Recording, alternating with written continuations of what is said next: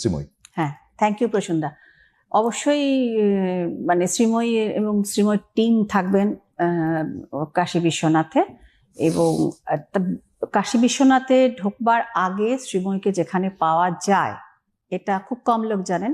আমি জাস্ট আগের অনুষ্ঠানটিতে আপনার সঙ্গে শেয়ার করলাম যে কাল ভৈরব মন্দিরে, বেনারসের কাল ভৈরব মন্দির, যাকে বলা হয় কাশিকা কোতোয়াল।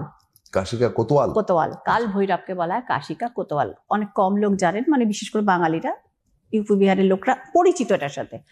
তো কাশিকা কোতোয়াল কেন বলা হয়? মনে করা হয় যে কাল ভৈরবের 8টি রূপ রয়েছে। তা 8টি রূপ, ভয়ঙ্কর ভয়ঙ্কর রূপ। আমি চেষ্টা করব আপনাদের সিটিভিএনের পর্দায় ওটাকে দেখাতে।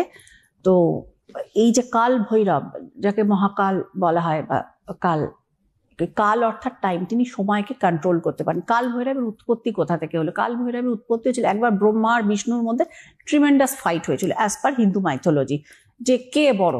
ব্রহ্মা বলেন আমি বড়, আমি জগতের সৃষ্টিকর্তা, আমার সব থেকে বেশি মানে গুরুত্ব।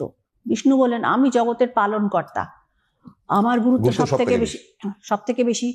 তো এখন সৃষ্টিকর্তা আর পালন কর্তার মধ্যে এমন মানে ঝগড়া, দ্বৈরথ, হ্যাঁ এটা ঠিক ঝগড়া তো না, দ্বৈরথ, একদম সঠিক ওয়ার্ড বলেছেন। তো এটা এমন ভাবে মানে আকাশ বাতাস ছাড়িয়ে তাদের দুজনের, সৃষ্টিকর্তা এবং পালনকর্তার মধ্যে দ্বন্দ্ব শুরু হলো। মানে জীব জগৎ যায় যায়, সৃষ্টিও যায়, যেটা পালন রক্ষণাবেক্ষণ হতো সেটাও তো হচ্ছে না, দুজনে তো দ্বৈরথে ব্যস্ত, ইগো। তখন শিব দেখলেন অনেক হয়েছে, এবার থামো।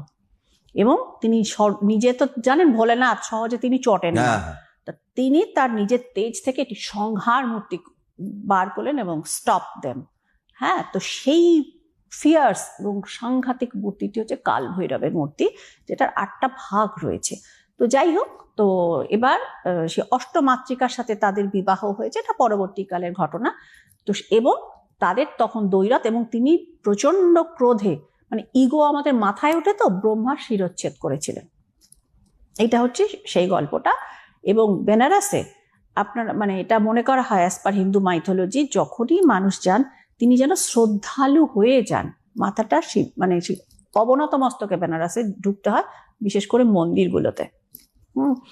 তো এই যে ব্যাপারটি, এটি হচ্ছে কাল, তাকে কাশিকা কোতোয়াল বলা। এবং মনে করা হয় যে এই যে আমাদের বেনারস বা বারাণসী, যেটা হিন্দু তীর্থ কাশী, সেইখানে প্রসন্দা, মানে দেখুন আমাদের সারা ভারতবর্ষে, সারা পৃথিবী জুড়ে খুন জখম রাহাজানি ইত্যাদি নানা রকম ঘটনা ঘটে। তো কিন্তু মানুষ ছাড়া অন্যান্য যে সমস্ত আছে না, ধরুন আপনি শুনবেন না যে বেনারসে কাউকে সাপে কামড়েছে, কাউকে রোড অ্যাক্সিডেন্ট, সেরকম ভাবে শোনা যায় না যে একদম এই হয়েছে, বা ভয়াবহ অগ্নিকাণ্ড বেনারসে হয়েছে, খুব একটা শোনা যায় না। বেনারসে অ্যাক্সিডেন্টাল ঘটনা শোনা যায় না, কিন্তু খুব বিচ্ছিরি ভাবে লোকে ওখানে ড্রাইভ করে। আমি আপনাকে বলছি, কলকাতায় যে আমরা নিয়ম কানুন গুলো পাই না ট্রাফিক কন্ট্রোলের, বেনারসে বিন্দুমাত্র নিয়ম নেই।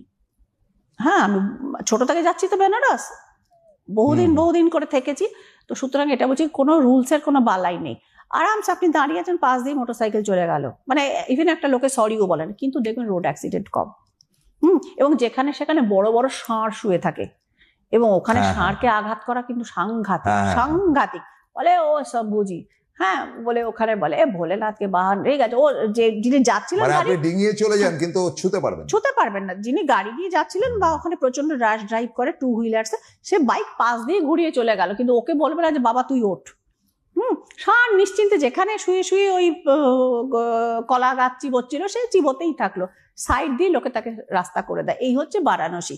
তো এই যে জায়গাটা, তা মনে করা হয় এই যে মনুষ্য ঘটিত এবং তার বাইরের যে সমস্ত প্রবলেমগুলো আমাদের জীবনে আসে, দেখুন মৃত্যু অনিবার্য, সে তো ঘটবেই, কিন্তু ওই যে অকাল মৃত্যুর সংখ্যা তুলনায় বেনারসে কম।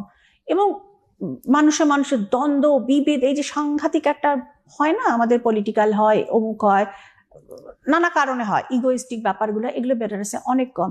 মনে করা হয় এগুলো, এবং মানুষের উপর মন্ত্রতন্ত্র করে, জাদু টোনা করে, এইগুলো থেকে কাল ভৈরব রক্ষা করেন বেনারসকে, এবং বড় কোনো মহামারী সহজে বেনারসে কিন্তু ঢুকতে পারে না। তো এই যে ব্যাপারটা তিনি যে রক্ষা করেন, ওই জন্য ওনাকে কাশিকা কোতোয়াল বলা হয়।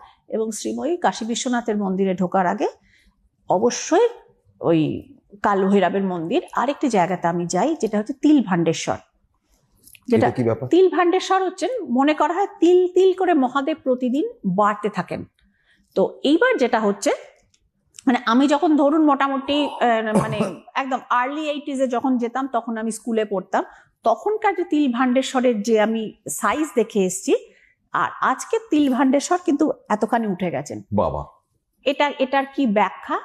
না কোনো বৈজ্ঞানিক আজ অব্দি দিতে পেরেছেন, না কোনো ঐতিহাসিক আজ অব্দি দিতে পেরেছেন, কিন্তু বাড়ছে, এখন অনেক বড় হয়ে গেছে তিল ভান্ডেশ্বর।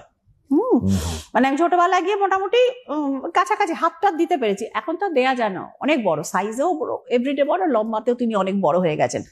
তো এই জায়গাগুলো দর্শন করে তবেই কাশী বিশ্বনাথে কিন্তু যেতে হয়।